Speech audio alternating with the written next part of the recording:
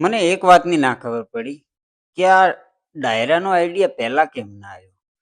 તો નમસ્કાર મિત્રો, ફરી સ્વાગત છે મારા વિડીયોની અંદર. આજના વિડીયોની અંદર આજે આપણે વાત કરવાના છે ફિલ્મ જીવ વિશે, જે 2 દિવસ પહેલા જ રિલીઝ કરવામાં આવી છે. અને આ છે ને આખું ફિલ્મ પશુ પ્રેમ ઉપર બનેલી છે. ખાસ કરીને આની પહેલા આપણે ટીઝરનું રિવ્યુ કર્યું હતું. એ પણ ખાસ કરીને તમે જોયું અને પસંદ આવ્યું હોય તો લાઈક પણ કર્યું હશે. હવે જે વાત કરવાના છીએ એ આખા ફિલ્મની રિવ્યુ કરવાના છે.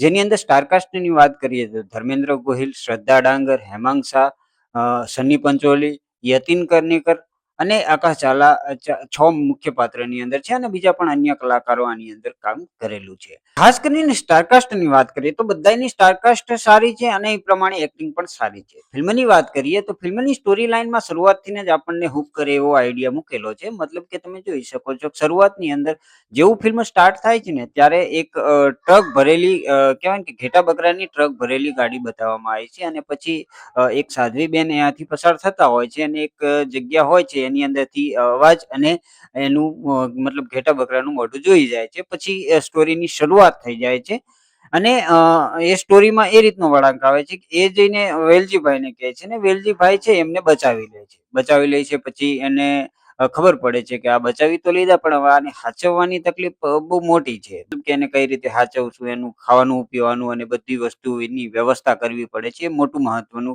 કામ બની રહેતું હોય છે.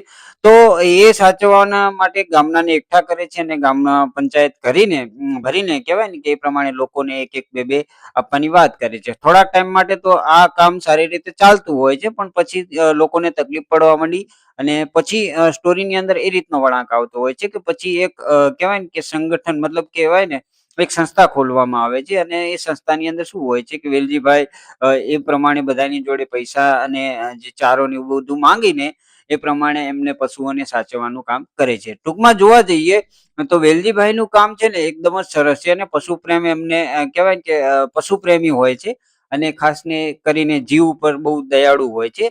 અને ફિલ્મની સ્ટોરી લાઈનની વાત કરીએ તો એક બાજુ આ સ્ટોરી ચાલતી હોય છે ને જેમાં બીજી બાજુ છે ને મૂળજીભાઈની સ્ટોરી ચાલતી હોય છે. મૂળજીભાઈના ફેમિલીમાં પણ નાની મોટી સમસ્યાઓ છે. એમના પણ એક નાનો એવો પુત્ર છે અને જેને સાચવવામાં બહુ બધાને કહેવાય ને કે એની મમ્મી સાચવતી હોય છે અને એના પપ્પા બિલકુલ ધંધામાં ધ્યાન આપતા હોય છે. એ ટાઈપની ટૂંકમાં એમાંય નાના મોટા જે કહેવાય ને કે ઝઘડાઓ ચાલતા હોય છે ને એ રીતની આ સ્ટોરી ચાલતી હોય છે. ફિલ્મની સ્ટોરી લાઈન એંગેજિંગ તો છે 100%. પરંતુ જોવા જઈએ કે ધીરે ધીરે આપણને શું થાય છે કે આ ફિલ્મને જે એન્ડ છે ને એ રીતે ક્લાઇમેક્સ બનાવવામાં આવ્યો છે ને કે જાણે એક ડાયરો કરવાથી કહેવાય ને કે બધા પશુઓની તકલીફ સોલ્વ થઈ જાય એ રીતનું આમાં બતાવવામાં આવ્યું છે. તો ખાસ કરીને ક્લાઇમેક્સ છે ને આખો કંઈક અલગ હોત ને તો વધારે પસંદ આવત પણ ખાસ કરીને ડાયરાનો જે આઈડિયા છે એ શરૂઆતમાં કેમ ના આવ્યો એ વિચાર મને આ ફિલ્મ જોયા પછી આવ્યો છે. અને ખાસ કરીને સ્ટોરી લાઈન એંગેજિંગ છે એ પ્રમાણે જે ભજન જે બ્રિજદાન ગઢવીએ ગાયેલું છે એકદમ જોરદાર છે ને સારું છે. એમાં કોઈ વાત નથી. મતલબ સ્ટોરી લાઈન સારી છે પણ એન્ડ છે ને એટલો બધો કહેવાય ને કે દિલને છોઈ લે એવું નથી. મતલબ કે દિલને ટચ કરે એવું નથી. ખાસ કરીને આ સ્ટોરી લાઈન થોડીક હજુ વધારે થોડોક સમય આપવામાં આવ્યો હોત અને કહેવાય ને કે ખાસ ડાયરામાં આપણને એવું લાગે છે કે આ ફિલ્મ જોયા પછી આપણને એવું લાગશે કે શું આ ડાયરા માટે જ ફિલ્મ બનાવી હતી. જ્યારે ફિલ્મ જોશો ત્યારે તમને ખબર પડશે કે ફિલ્મની જે મોટાભાગની સ્ટોરી છે ને એ હું થોડીક સ્પોઇલ કરીશ કે આ ફિલ્મ છે ને આખું શરૂઆતથી ચાલે છે ને એન્ડ સુધી થાય છે.